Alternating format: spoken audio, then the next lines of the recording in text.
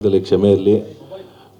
ಮೊದಲನೇ ಚಿತ್ರದಿಂದನೂ ಇಲ್ಲಿವರೆಗೂ ನೀವಿಂದು ತೋರಿಸ್ತಾ ಬರ್ತಿರುವಂಥ ಪ್ರೀತಿ ಪ್ರೋತ್ಸಾಹ ಆಶೀರ್ವಾದ, ಇದು ಹಯಗ್ರೀವ ನನ್ನ 5ನೇ ಚಿತ್ರ. ಸೊ ಇದೇ ಫೆಬ್ರವರಿ 27ನೇ ತಾರೀಕು ರಾಜ್ಯಾದ್ಯಂತ ಬಿಡುಗಡೆ ಆಗ್ತಿದೆ.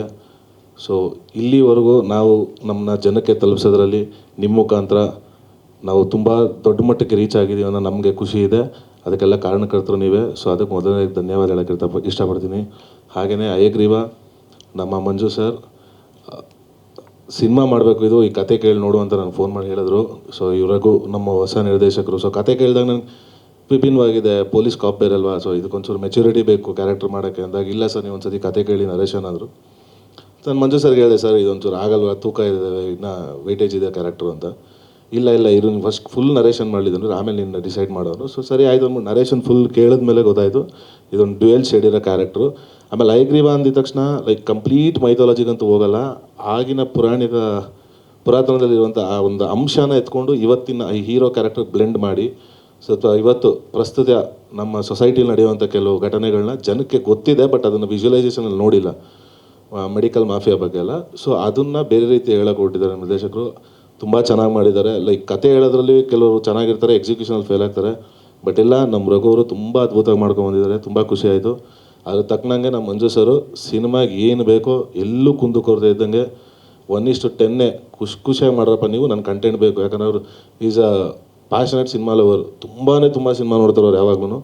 ಸೊ ಅದರಿಂದ ತುಂಬ ಅದ್ಭುತವಾಗಿ ಆ ಕತೆಗೆ ಏನು ಬೇಕೋ ಅದನ್ನು ನೆರವೇರಿಸ್ಕೊಟ್ಟಿದ್ದಾರೆ. ಹಾಗೆಯೇ ನಮ್ಮ ಸಂಜನಾ ಅವರು is a very good costar to work with, ತುಂಬ ಅದ್ಭುತವಾಗಿ ಮಾಡಿದ್ದಾರೆ ಐಶ್ವರ್ಯನ ಕ್ಯಾರೆಕ್ಟ್ರು.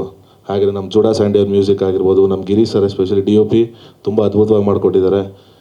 ಹಾಗೆ ನಮ್ಗೆ ಇಡೀ ದೊಡ್ಡ ಸ್ಟಾರ್ ಕಾಸ್ಟ್ ಇದೆ, ತಾರಾಗಣ ಇದೆ, ಎಲ್ಲ ಸೀನಿಯರ್ ಆರ್ಟಿಸ್ಟ್ಗಳಿದ್ದಾರೆ, ಅವ್ರಿಗೂ ತುಂಬ ಧನ್ಯವಾದ ಹೇಳಲಿಕ್ಕೆ ಇಷ್ಟಪಡ್ತೀನಿ. ಹಾಗೆಯೇ ನಮ್ಮ ಎಕ್ಸಿಕ್ಯೂಟಿವ್ ಸರ್ ಮಹೇಶ್ ಸರು, ಹಾಗೆ ನಮ್ಮ ಮದಗಜ ಮಹೇಶ್ ಅವರು ತುಂಬ ದೊಡ್ಡ ಪಾತ್ರ ವಹಿಸಿದ್ದಾರೆ ನಮ್ಮ ಸಿನಿಮಾ ಈ ಮಟ್ಟಕ್ಕೆ ರೀಚ್ ಆಗೋದಕ್ಕೆ. ಸೊ ಅವ್ರಿಗೂ ಧನ್ಯವಾದ ಹೇಳೋಕ್ಕೆ ಇಷ್ಟಪಡ್ತೀನಿ.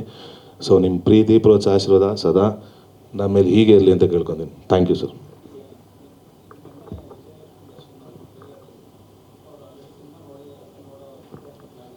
ಇಲ್ಲ ಸರ್, ಇನ್ನೂ ಸಿನಿಮಾ ನೋಡಿಲ್ಲ, ನೋಡ್ತಾರೆ ಸರ್, ಇಲ್ಲ ರಿಲೀಸ್ ಆದಮೇಲೆ ತೋರಿಸ್ತೀನಿ ಸರ್.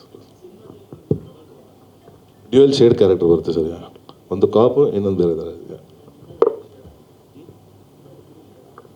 22ನೇ ತಾರೀಕು ನಡೆಯೋದಾಗ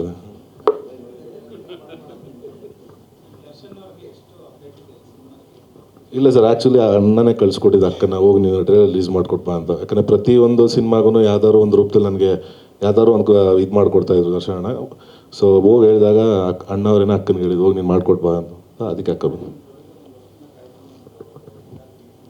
ಹೌದೌದು, ಇಲ್ಲ ಸರ್ ಪಾಪ ಅವರು ತುಂಬ ಕಾದ್ರು, ಅವ್ರಿಗೂ ನಾನು ಹೇಳಿದೆ, ನಾನೇ ತುಂಬ ಕಾಯಿಸಿದೆ ಆ್ಯಕ್ಚುಲಿ ಮಂಜು ಸರ್ನ. ಬಟ್ ಆಮೇಲೆ ನನಗೇನೋ ಸರ್ ಅವ್ರದ್ದು ಇನ್ನೊಂದು ಸಿನಿಮಾ ಬಿಡುಗಡೆ ಆಗಿದೆ ಮಂಜು ಸರ್ ಅವ್ರದ್ದು, ಗಣೇಶ್ ಸರ್ದೇನೋ ಅಂತ. ಸೊ ಅದಕ್ಕೆ ಬೇಡ ಸರ್ ಮಾಡಿಬಿಡೋಣ. ಸರಿ ಸರ್ ಆಯಿತು ಅಂತ ಮಾಡೋಣ. ನಾನು ದರ್ಶನಗಳ ಮೇಲೆ ಇಲ್ಲ, ನಿನ್ನ ಸಿನಿಮಾ ಕೆಲಸ ನಿಲ್ಲಿಸ್ಬೇಡ, ಫಸ್ಟ್ ನಿನ್ನ ಸಿನಿಮಾ ಮುಗಿಸು, ಆಮೇಲೆ ಇದು ಬೇರೆದೆಲ್ಲ ನೋಡೋಣ ಅಂತ. ಅದಕ್ಕೆ ಪ್ಲ್ಯಾನ್ ಮಾಡಿ ಡಿಸೈಡ್ ಮಾಡಿ ಸರ್.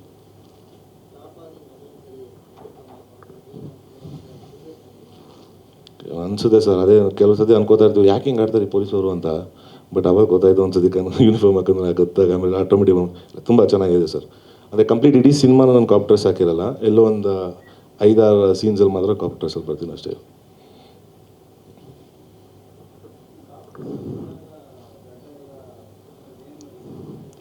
ಅದನ್ನೇ ಸರ್ ಹೇಳಿ, ಇನ್ನೊಂದು ಶೇಡ್ ಇದೆ ಅಂದ್ರಲ್ಲ, ಅದನ್ನು 27ನೇ ತಾರೀಕು ನೋಡಿ ಅಂತ.